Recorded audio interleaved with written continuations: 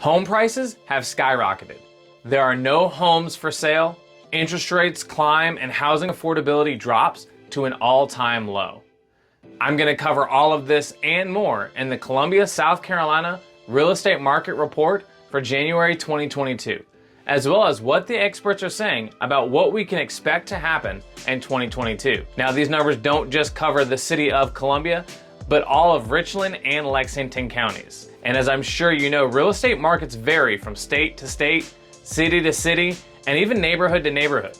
So if you're interested in seeing what's happening specifically in your area, check out the link in the description below to see what's going on with home prices, inventory, homes for sale for your specific county, and you can even narrow it down by zip code or even neighborhood. So check out that link in the description below. But let's start with a quote from Bill McBride, the founder of Calculated Risk. Bill says it is possible that rising mortgage rates will slow the housing market, or the Fed might raise rates sooner than expected due to the recent pickup in inflation. But I believe one thing is certain: inventory will tell the tale. And you know, that's so true right now. Everyone's asking what's going to happen with mortgage rates. When are they going to go up? How high will they go? And I'm going to show you that here shortly. But no doubt, inventory is going to be the #1 factor that determines what's going to happen as we go into 2022. As we look at the reality in real estate for the South Carolina Midlands, here's the bad news. Listings are at record lows. Over the last couple of years, if there's one thing that has affected the housing market in this area, it's low rates and depleted housing supply across all of the Midlands. Bottom line is, listings are at record lows. If we take a look at this graph provided to us by the Columbia Association of Realtors, we can see that we have almost 10% fewer homes listed for sale in December 2021 than we did in 2020. Now, what's interesting is that the national average year over year is 26.8%. So we're much better off than the majority of the country. But the truth is, right now in real estate, we'll not be able to reach our market potential because we can't sell what we don't have. If we had plenty of inventory, we'd see lots more homes sold in 2022 than ever before. But we don't have the homes to sell, and that's the story all across the country. So the buyers I'm working with are getting frustrated and giving up because they can't find what they're looking for, because to be frank, it simply isn't available. And if we do find them the right home, we're often outbid by cash buyers in the market. The last stat I looked at, something like 70% of all homes that were sold in a multiple offer situation. And many buyers, especially first-time home buyers, just aren't able to compete. Now, I'm not saying it's impossible to buy a home right now, but it certainly is more difficult for buyers, and it's taking longer to find that right home and get it under contract. That's why I started finding off-market properties for my buyers in Columbia and Lexington counties. If you're interested in seeing how we do that, you can check out the link above. Now, if we look at this overview going all the way back to 2019, this is the month's supply of inventory over the past 2 years. And we can see that we've been in a relatively steep decline of the number of homes for sale over this past 2 years. And keep in mind, even in 2019, we are still deeply in a seller's market with just 2, maybe 2.5 months of inventory. And there's a consistent drop off down to less than 1 month in December 2021. But that's the bottom line with inventory. We don't have what we need, and we can't sell what we don't have. You know, one question I hear a lot is this because of COVID? Is it affecting people's decisions to put their home up for sale? And I definitely think that's a part of it. But frankly, I think the lack of inventory is causing homeowners to wait because they don't want to sell their home unless they know they're going to have somewhere to move to. So let's talk a little bit about buyer activity. So we already talked a little bit about listings and sellers and where they are, but what's happening with buyers? And what's crazy to see is that even with the massive lack of inventory, it's not slowing buyer demand. Buyers are still out looking for homes even in the traditionally slower winter months. I think it's in large part the people who would list their homes if they could find the right place to move to. But it's also a huge demand of new buyers. People who want to stop renting and buy their first house because rents are going up even faster than mortgage rates. So the reality of the market right now is really lack of seller inventory and buyers continuing to come into the market. As we look at this graph here from ShowingTime, now ShowingTime is a program most real estate agents use to request showings on properties. We can see here that showings are still strong even in the month of November. Now we know this is a leading indicator. Obviously, if people aren't scheduling showings, they aren't out looking at homes and they're not out making offers on homes. But if we look at the past November of 2021 to November 2020, we can see that we are seeing more buyer demand and we're still well ahead of last year. So buyers are still out there looking. One question I get from a lot of sellers is the market slowing down? And the answer is no, the market is not slowing down. As a matter of fact, showings are continuing to crush pre-pandemic numbers. This is a look at the past 5 Novembers coming from Showing Time. We can see the pre-pandemic years, or the normal years of 2017, 2018, and 2019. And in 2020, we see buyer demand shoot up as the buyers return to the market, and even more now in 2021. We're seeing even more activity from buyers in this market. Michael Lane, the vice president of Showing Time, says it best. He says showings traditionally lag during the holiday season, but the data we're seeing tells us that buyer demand remains strong. The fact that every region showed a year-over-year increase indicates that buyers are undeterred, and it speaks to their desire to keep searching for their next home. So there's no doubt that buyer demand is strong for a number of reasons. It could be that they're looking to buy before interest rates go up next year. It could be that something's changed in their life and their housing needs have changed as well. But no doubt buyers are there and they're out there in force.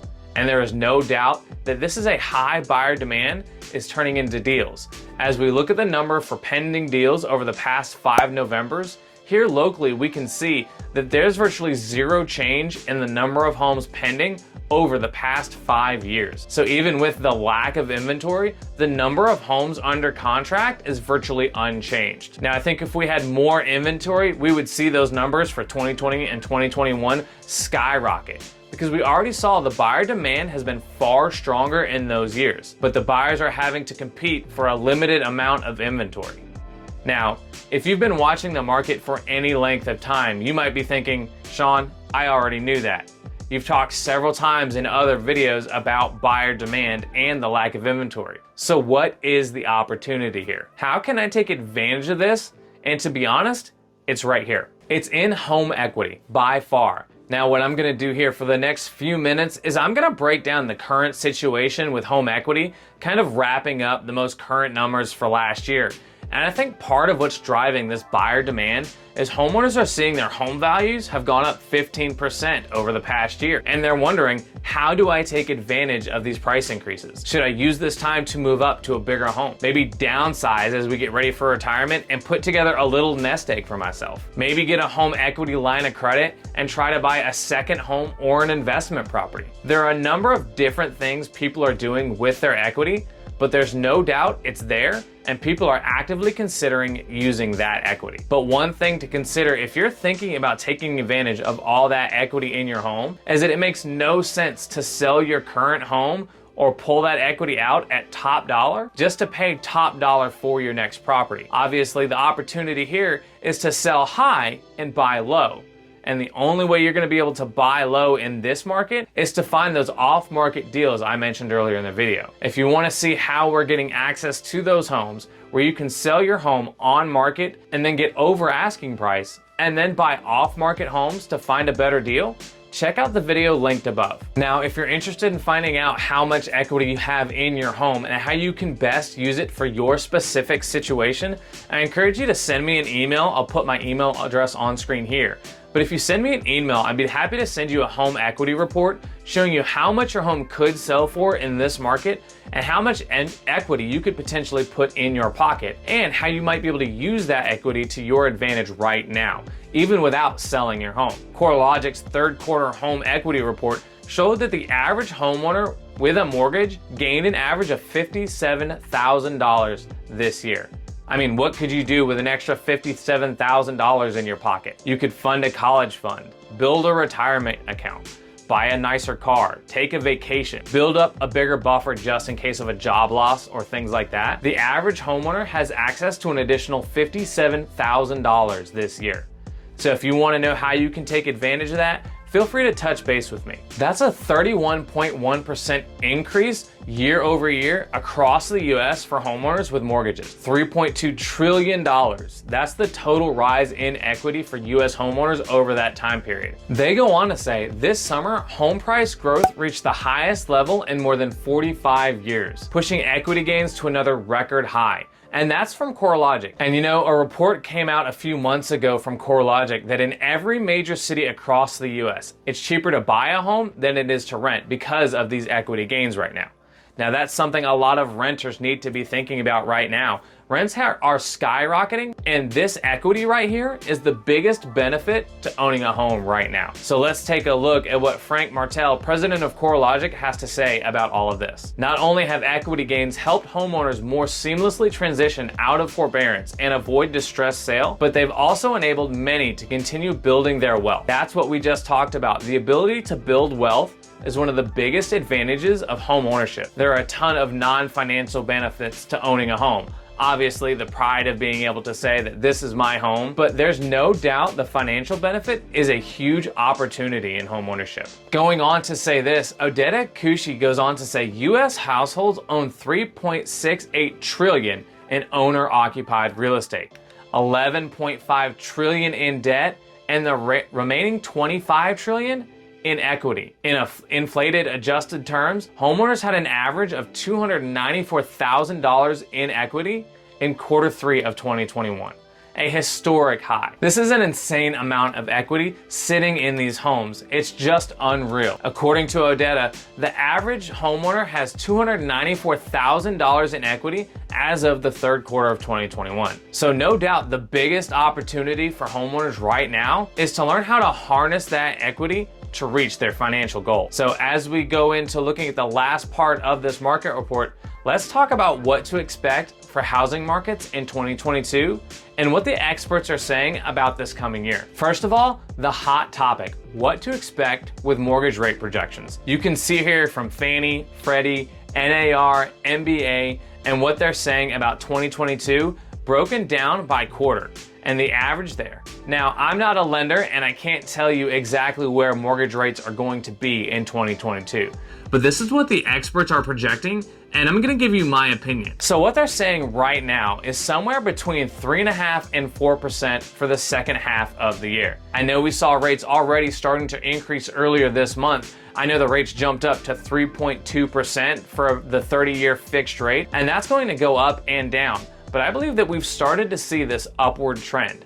And I think we're gonna see that we're going back to where we were. Over the past 10 years, we've had an average of about 3 to 5% on a 30-year fixed rate mortgage. That's still great financing, but I think that's what's coming, and that's what experts are projecting. So forbearances, we have finally fallen below 1 million. I know this was a big concern going into 2021. What's going to happen with forbearances? But it looks like it's going to be a non-issue as we headed into 2022. But I want to educate you on it. We're just under 1 million mortgages actively in forbearance. That's about 1.5% of the active mortgages, but 4 out of 5 homes that are coming out of forbearance have either worked something out with their bank or are paying off those back payments. You know, McClare Bolton Smith from CoreLogic says, we may see a little bit of an uptick in foreclosure rates in 2022, just an uptick though, from an extraordinary low level. We're not expecting to see increases. Listen to this, we're expecting delinquency rates overall on home mortgages to actually continue to remain quite low. So according to CoreLogic, what's gonna happen with foreclosures this year? They're going to remain quite low. And I think that we'll see, even with the slight uptick, these homes are going to be swallowed up by that high buyer demand that we talked about earlier. So, you know, the other question is what's going to happen with home prices? We talked a lot about home prices in this area and the fact that home prices have gone up by crazy amounts. And a lot of people want to know if or when they're going to come down. So I'm using this graph here to show you the change in home prices year over year for each month. Now keep in mind, this is a percent of home price increase that have increased from 2020 to 2021, broken down by a month. So even where it appears to dip down in October, it's still saying that home prices in October were almost 8% higher in 2021 than they were in 2020. So as you can see, we're still pretty much seeing high prices continue to climb at a rapid pace.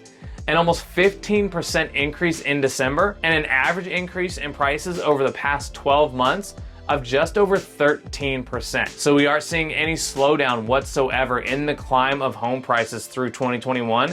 And I think this will continue well into the first half of 2022, where home prices will continue to climb by double-digit percentages. So let's look at this another way. This is the average change in home price month to month. And I know this chart looks like it's all over the place, but that's because the average change in price varies a good bit. As you can see, home prices came down in July and August as inventory increased slightly, but the big takeaway here is that the average home price has gone up 1.21% every month over the past year, and I think we're going to continue to see that going into 2022. So one thing on this graph that I'm taking note of if I'm planning to move in 2022, now keep in mind this is only a 1-year graph, so it may not indicate a trend. But as a seller, I'm looking at the months where we see increase in home prices because those are the months that homes are selling for more money. And as a buyer, I'm making note of the bottom of the graph, where home prices have declined. So I know this is a longer video and I know I've thrown a lot of numbers at you, but bottom line can be summed up by CoreLogic's senior leader of research. He says, so overall, I do think that 2022 will be another strong year for housing, albeit a little bit higher mortgage rates. And we do think home sales will continue to rise and actually reach a 16-year high in 2022. So no doubt we are seeing all kinds of things happening in real estate, not just nationally, but right here in the Midlands. We need more inventory. Buyers are out in full force, but overall it looks like we're going to have another record-breaking year in 2022. Again, if you want to take a closer look at what's happening in your zip code or your neighborhood, I put a link in the description. And if you're interested in getting access to those off-market properties I mentioned, I put a link below for the video that I did for that as well. And if you like this video, do me a favor and consider subscribing and hit that like button. Also, check out this video that's on screen now. As always, my name is Shaun Nichols with eXp Realty, and I look forward to working with you soon.